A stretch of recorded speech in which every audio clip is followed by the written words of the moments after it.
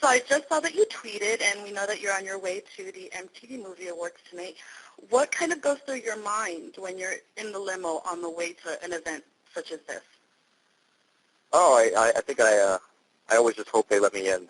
I actually this time we got Liz Reeser's passes for the awards show. So we actually somehow switched with Elizabeth Reeser's. I think she has my passes. I'm gonna have to find her and track her down and switch them back, or just pretend to be Liz. I think maybe I'll just pretend to be Liz this time. Do the passes have pictures on them, or is it just a name? It's just a name, so no one will know. Elizabeth is just a very it's a male name too. Totally passes a Liz. You've already done Amanda, so we know you can do a Liz. Thank you. Thank you for your trust. Congratulations on the second season of Aim High. What can we expect from this season's plot, and what can we expect from your character, Nick Green? Well, this year we got some fun twists and turns, and it's a bit longer this season, so we'll have longer episodes and a lot more content, which is really exciting for us. Moving forward with the second season. Last year we had shorter episodes this season. They're a little bit longer, a lot more action.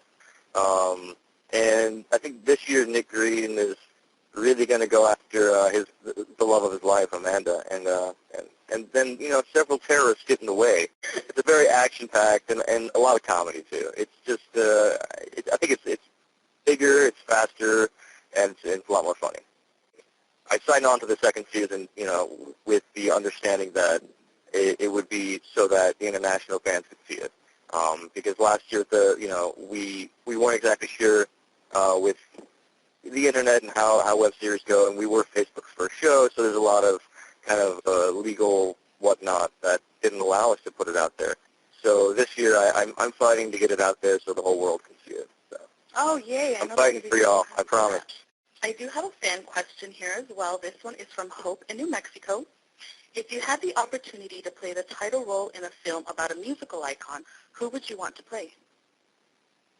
Ooh, there's this kind of, there's this guy named Hassel Atkins who is kind of on the forefront of the kind of freaky folk movement. They call him Hassel the Haze Atkins. And he was famous for playing drums and guitar at the same time. And he's got a couple of just really fun songs. There's one song called Hot Dog that just gets me laughing every time I hear it, and I love it. But I think that would be a character that I would really love to bring to the big screen. Another fan question. This is from Isabeau in England. What would you do if a tribe of hungry gummy bears invaded your house and tried to kill you? Well, first off, it sounds like a sweet death. But I would have to do something that I think I would have to call on my friends, the Sour Patch Kids. Just have a sweet and sour throwdown. And I'm envisioning Dean watching this from an armoire up high. Exactly, yeah. And then after me and my Sour Patch Kids won, we would crack open gummy Coca-Colas. This is from Carolina in Italy. If you could change one thing about your acting career, what would it be, and what would you do all over again? Ooh. Well, I don't think I would change anything. I don't believe in looking back and on the past, and I don't really believe in regret. I've made the choices I've made, and I'm very proud of them. In terms of what would I do all over again, just because it was so much fun. I'd do it all over again. I had so much fun just working with people I've worked with and meeting the people I've met. And I've been very blessed to have an amazing career and have an amazing fan base.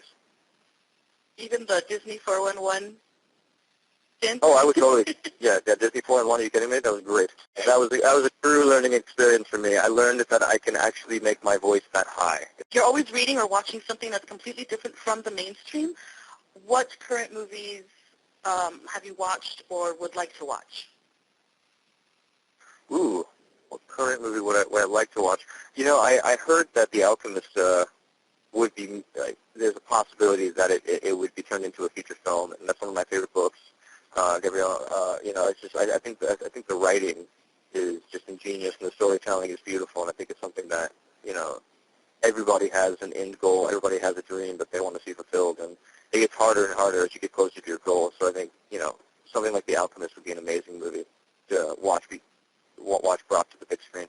From Lori in Ontario, if you could have a meal with 5 famous dead people, who would be at the table with you, and what would you eat?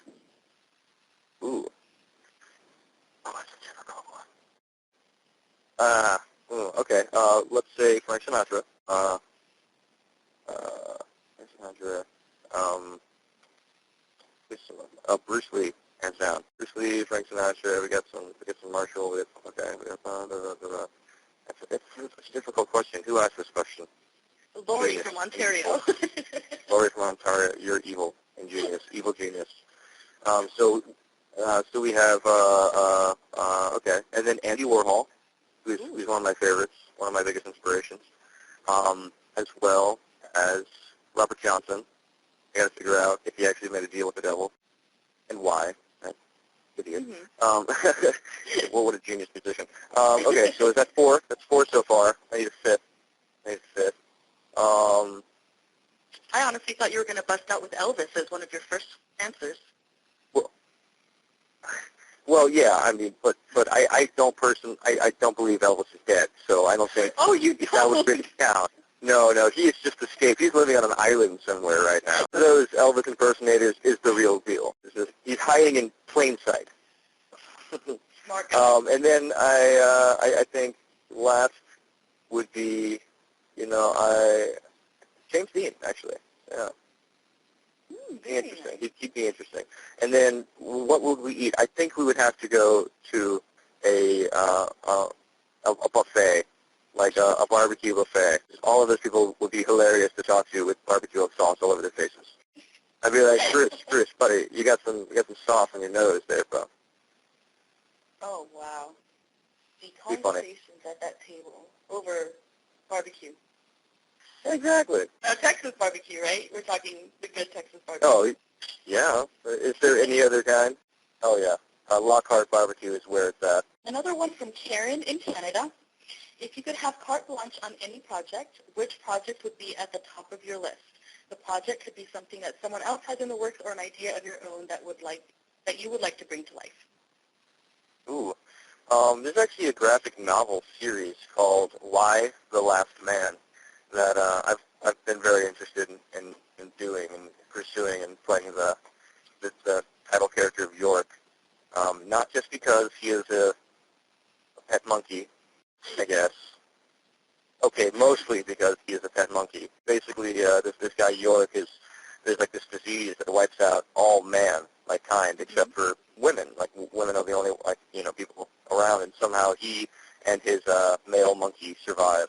So I think that's just a really interesting story about science and scientific progress and when do we go too far, and as well as the importance of men in a society that is really run by women. I mean, I grew up in a female-dominated household, and I was reminded on a daily basis how insignificant I was. So I would like to explore, that character. Plus, I could get to hang out with a monkey, so that would be awesome. You get to hang out with a monkey. It's always a plus if you get to hang out with a monkey. Yeah, that's exactly why. Michaela in England said, you previously stated that one of the reasons you took the role of Stephen Grayson Dredd is because a friend of yours had become almost physically sick at the final scenes of the film. Do you only consider taking on roles that garner such strong reactions? Not necessarily. I like roles of all kinds and shapes and sizes, and I like roles that make you think, projects that make you think, and I love characters that really change over the course of a story. It just made me laugh a lot that the movie, that just reading the script made somebody almost vomit, that I picked it for that reason. It just made me laugh because I was like, I don't know, is it too much? And then someone was like, oh my God, that made me sick at the end. I was like, oh, okay, then it is too much. Let's do it. That was that point in my life where I really wanted to do a project along those lines, and I thought it was a very intense thriller, and I thought it was very beautifully done. Clive Barker's an amazing writer, and I was excited to be a part of it. So. Well, I only have one last question for you. I know you're busy, so I just have this one last question, and this is from Shannon in Kentucky. If you could change one of your physical features, what would you change? what would I change? One of my physical features. I guess, I'm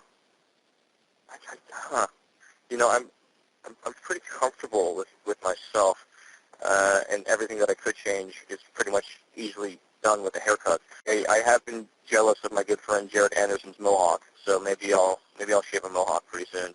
The pink mohawk is infamous, I will say that. Yeah, the pink hawk. The pink hawk. The hawk. I don't know.